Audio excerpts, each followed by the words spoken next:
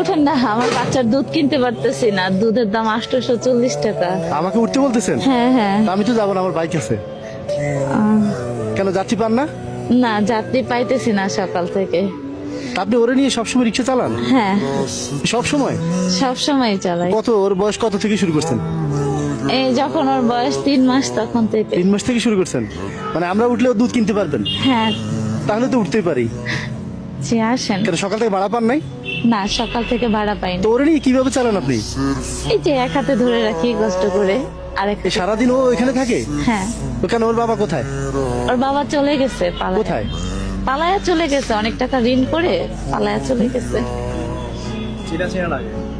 আচ্ছা, আপনাকে কোথায় দেখছি লাগে? এই রাস্তায় দেখছেন? না না না, কোন ভিডিওতে আপনি কি আছে? আপনার কেউ ভিডিও করছে? হ্যাঁ, একজন ভিডিও করছিল। আচ্ছা আচ্ছা, এই জন্যই ওনার একটা ভিডিও দেখছি, ওকে নিয়ে দেখছি আপনি অনেক কান্নাকাটি করতেছিলেন ও দুধের টাকার জন্য। হ্যাঁ? জি। ও আচ্ছা আচ্ছা 880 টাকা দিয়ে 840 টাকা মনে দুধের দাম হ্যাঁ। বলে কান্না করছিলেন। আচ্ছা আচ্ছা। আপনি সে তা আপনি এখানে এই এলাকায় থাকেন? না, আমি মিরপুরে থাকি, মিরপুর 12। ও আচ্ছা, সারা ঢাকায় চলেন। তোর খাওয়া দাওয়া কোথায় করে? ও সাদা এই যে এইভাবে রাস্তা। তোর খাওয়ার ব্যবস্থা কি এখানে? হ্যাঁ। দেখি দেখি কি এখানে। এই যে এখন পানি রাখছি। আচ্ছা, এমনি কি আছে? এমনিতে এই যে। আচ্ছা, ওই টিস্যু আছে। আচ্ছা আচ্ছা, ওর জামা কাপড় না? হ্যাঁ। তো খাবার কি খাবে? খাবারের ব্যবস্থা তো দেখি না। ও কি রোজা রাখছে নাকি? না, তাহলে ও কি খাবে? একটা বিস্কুট রাখছিলাম। তো বিস্কুট খাওয়ার বয়স হয়েছে? কত বয়স? 6 মাস। তো 6 মাসে কি বিস্কুট খাবে ও? খাওয়াই মাঝে মধ্যে, কারণ পেট বেশি খারাপ হয় না? হয়। হ্যাঁ, হবে তো, ও তো বিস্কুট খাইতেই পারবে না। এখন কি করবো, দুধ কেনার তো টাকা গুছাইতে পারতেছিলাম না। দুধ কিনতে টাকা পান না ওর জন্য? এটা কোনো কথা হইলো? আর প্রতিদিন ভাড়া মারলে কত পান? প্রতিদিন ভাড়া মারলে 800-1000 টাকা ভাড়া মারা যায়। ওইখান রিক্সা নিজের? থেকে- না, 500 টাকা গাড়ির জমা। তো 300 টাকা থাকে। তো এটা দিয়ে কি ও খাবে কি আর আপনি খাবেন কি? আচ্ছা, হ্যাঁ? আম্মু আছে। আম্মু আছে? হ্যাঁ। আচ্ছা, আম্মুরে আপনার চালাইতে হয়, মানে আপনার কাছে থাকে? আমার আম্মু অনেক বুড়া হয়ে গেছে তো। আচ্ছা, উনি বয়স্ক? হ্যাঁ, বয়স্ক আর অসুস্থ, পায়ে সমস্যা। তা আপনার হাজবেন্ড কি হয়েছে? উনি অনেক টাকা ঋণ করে পালায়া চলে গেছে, একটা রিক্সার গ্যারেজে গাড়ি চালাইতো। জি। ওইখান থেকে ওই গাড়িটা উনি মানে নিয়ে দিছিলাম আমি। হ্যাঁ হ্যাঁ।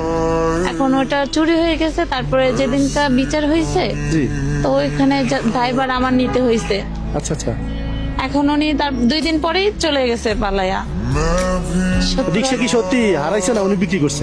সেটা আমি জানি না আসলে। এখন তো আমার মনে হয় উনি যেহেতু পালাই গেছে আপনার উপর ড্রাইভার দিয়ে, তার মানে রিক্সা হয়তো উনি বিক্রি করে টাকা নিয়ে গেছে। সেটা তো আমি জানি এখন না। এটা ঋণ আপনি শোধ করেন? এটা ঋণ বলছে 1 মাসের ভিতরে আমাকে শোধ করতে। ওটা ঋণ কত? 70,000 টাকা ওনারা দাবি করছে। 8,000 টাকা ছিল, 8,000 টাকা ক্যাশ দেওয়া হয়েছে, আরো 60,000 টাকা। তা 1 মাস আপনি কিভাবে দিবেন? আপনি তো নিজেও বাচ্চার জন্য দুধ কিনতে পারেন না, 60,000 টাকা কিভাবে দিবেন?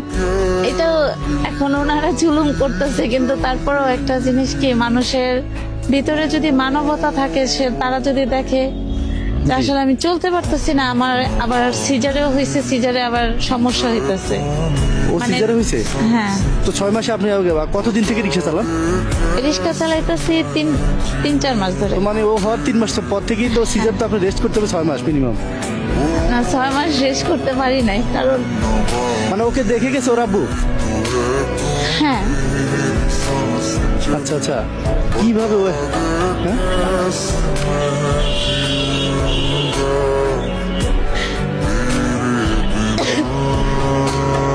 যেদিনকে থুয়ে চলে গেছে সেদিনকেও সারাদিন না খাইছিলাম।